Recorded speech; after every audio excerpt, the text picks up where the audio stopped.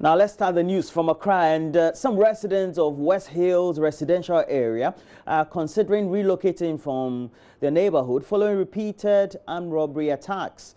They claim police have so far failed to act to help deal with the situation, despite several appeals to the law enforcement agency. Kakaako Residents visited the area in the Ghana South municipality and has come through with the next report.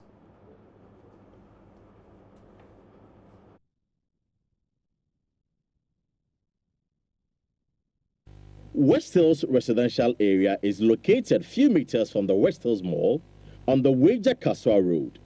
It's a fast developing community with mainly middle-class inhabitants. The area seems to have become a haven for criminals, as suspected armed robbers keep coming back to loot without fear.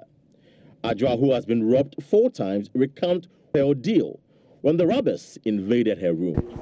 They used the kitchen door, the back door. Initially, it was just the wooden door. So they broke into it. Then I changed it into a security door, thinking I was tightening the security. But unfortunately, they broke into the security door and had access. My bedroom door was opened. Then that of the little boy's room too was opened.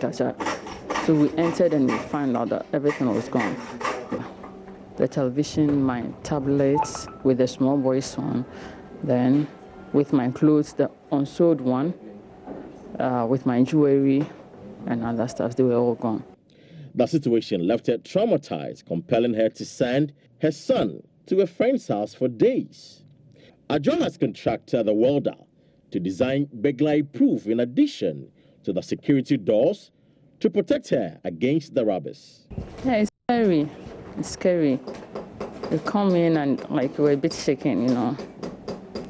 And when you come back from town, opening the door, it's like it's scary because I don't know the next, or I don't know how they're going to come in the next whatever. Because I don't think they're going to stop coming here.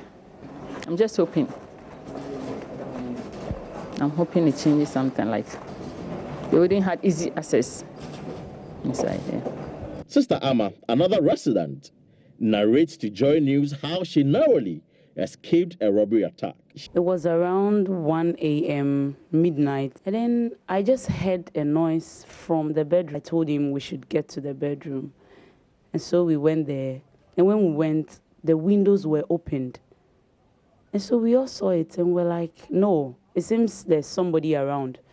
He stood on one of the chairs and then saw somebody from the wall going through the next house. And so he said, see that guy going at the next house. And then I was like, every kronfo. And then he said, over me kronfo, opa piebra. He was speaking Fanti. And then all of a sudden he threw a stone to hit one of the windows and broke the louver blades. She says they no longer feel safe in the area as they can be attacked anytime at their homes. She's appealing to the police service to beef up security. For JoyNews, I am Kakaako Residents. Now, as workers of Zoomlion embark on a strike due to salary arrears, other waste management organizations have neglected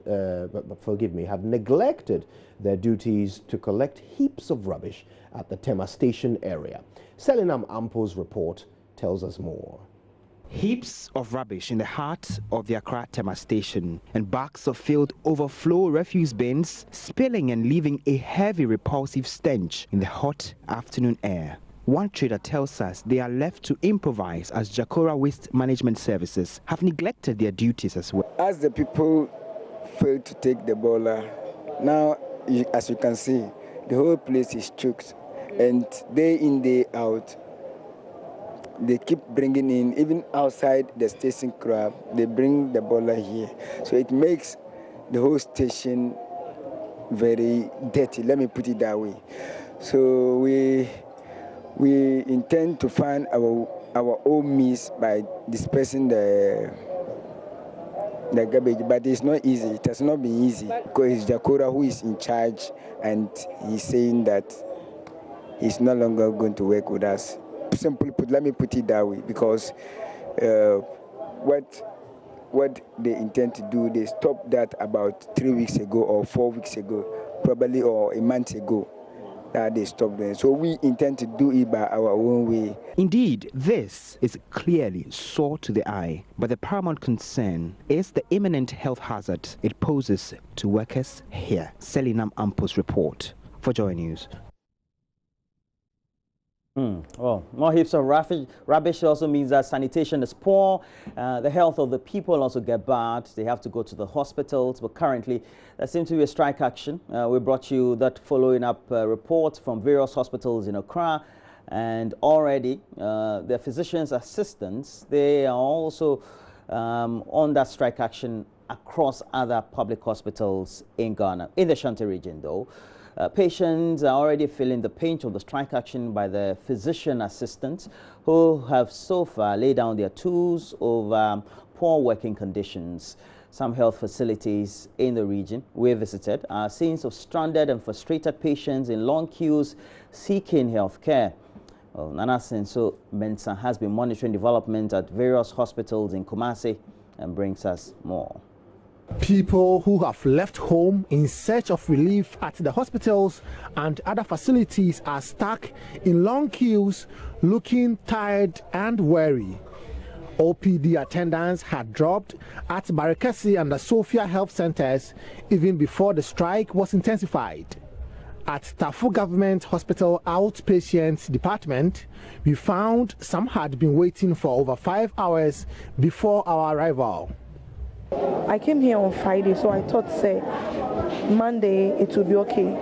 But Monday is not. It's really worse.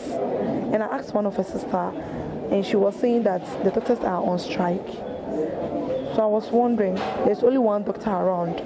So I don't think the queue will go. At least those I came and met here, they are the same people. Some are not going, but some are coming still.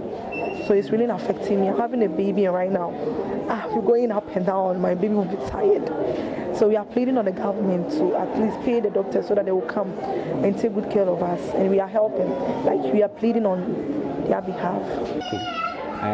We came here around 8 o'clock. It seems it took less time for the OPD process, but time to meet the consultant, and it has taken us more than 4 hours. We came here around 8 o'clock, but they said we never knew they were having a strike.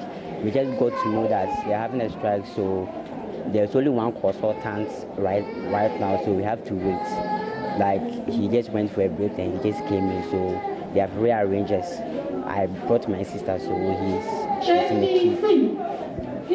Similar situations prevail at Barakasi and the Sophia Health Centers, where attendance is said to have dropped even before the strike was intensified.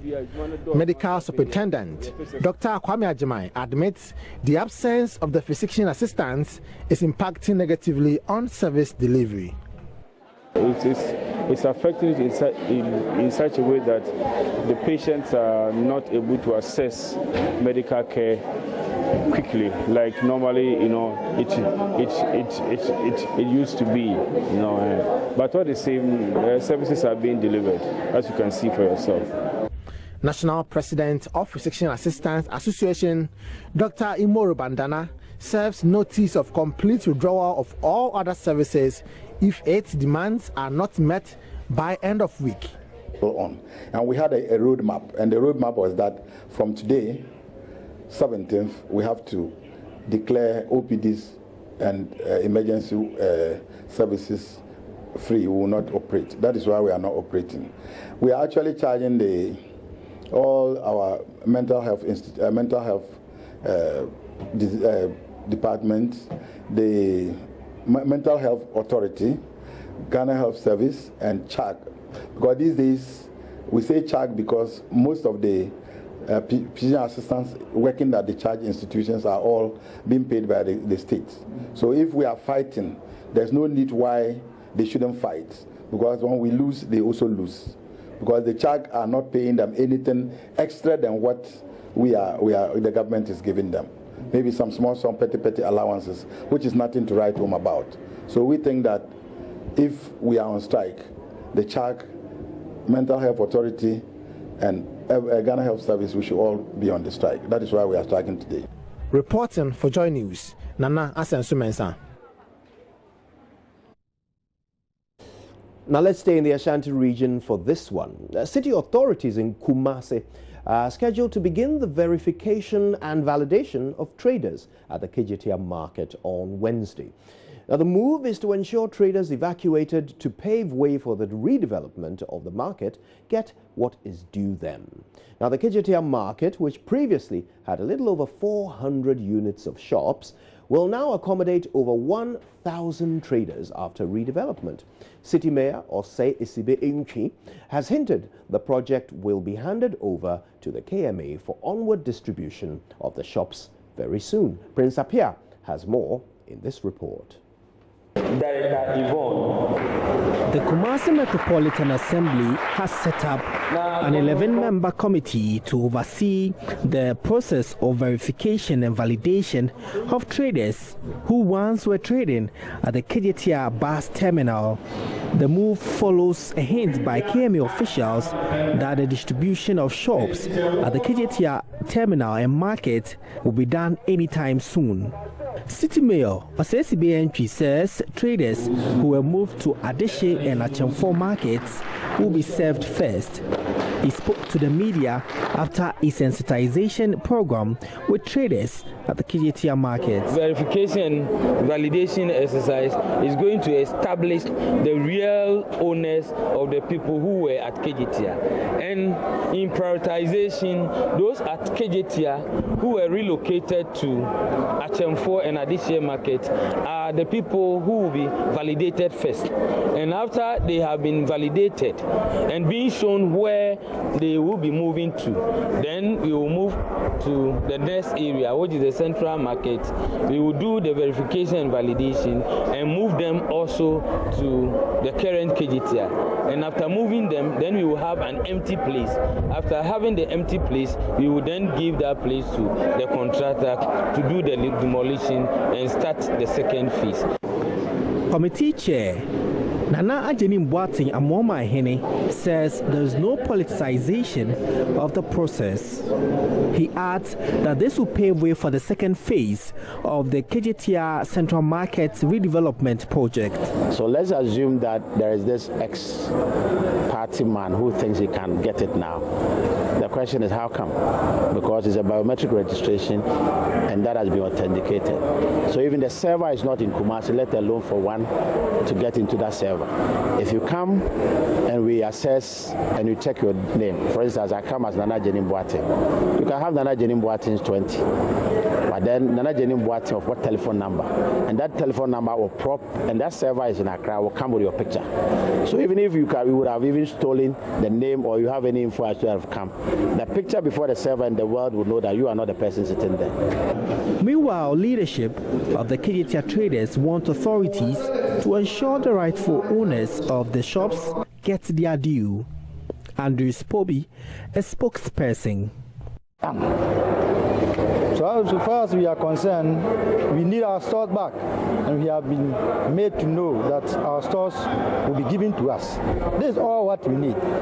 We only pray that during the validation, they must do well to avoid technicalities. We know our members, so the number of stores, in fact, they have the soft copy at their center. So we don't want a situation where everybody will be sidelined when it comes to the validation process. So we will be around to check and make sure that each and every person who has shop at KJTR before before the construction will be made to get its shop. Prince Apia reporting. And before we go, residents of Akukokpo in the Central Tong district of the Volta region, they can now store potable water for use following a JoyNews report. An earlier report highlighted the lack of potable water in their community. Residents were being forced to drink from a muddy source despite obvious health risks associated with it. Well, they have now a relief, and the community is getting that now. Joseph Opoku-Gakpo is bringing us that story. This is how the water looks like. Unclean, brownish, muddy, as thick as porridge, sticks and tree branches lie in them with bubbles brewing all over it. A large chunk of what she fetches is actually mud. But guess what? They drink it like that, without any form of treatment.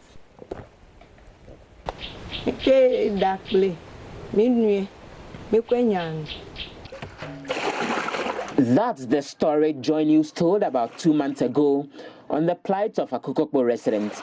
The district assembly responded by occasionally supplying sachet water to the community so they don't have to rely on the dirty source.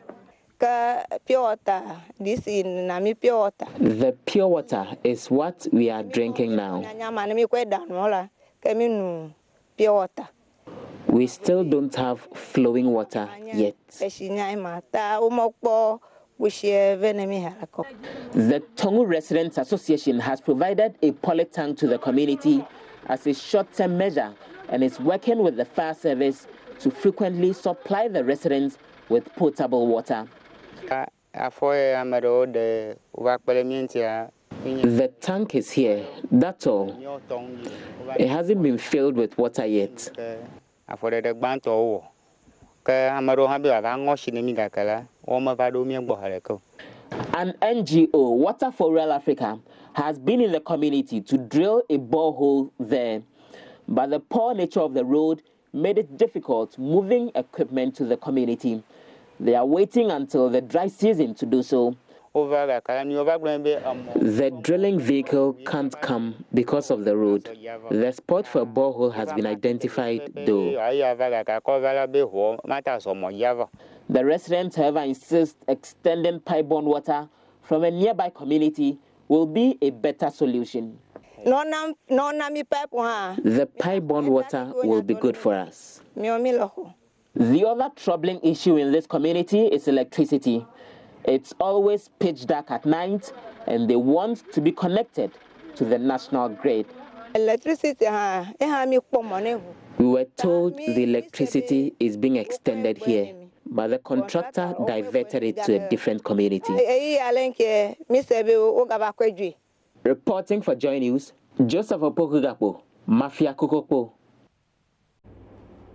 Well, yet another example of an area where people perhaps don't feel as much Ghanaian as those of us living in the city because of a lack of basic amenities. Well, definitely. We have to do a review of the newspapers, but you should know there's increasing more tariffs on some goods coming from China into the U.S., and it's by the Donald Trump administration. I'm sure we can give you more updates when we do reviews on the various foreign online portals. But the Emmy Awards night took place, and Game of Thrones, not featuring 2017, 2018 featured and just won the awards, you know. No doubt. Easily won the awards. We'll tell you a bit more about that and other things on today's show, but we'll start off with the newspapers right after this.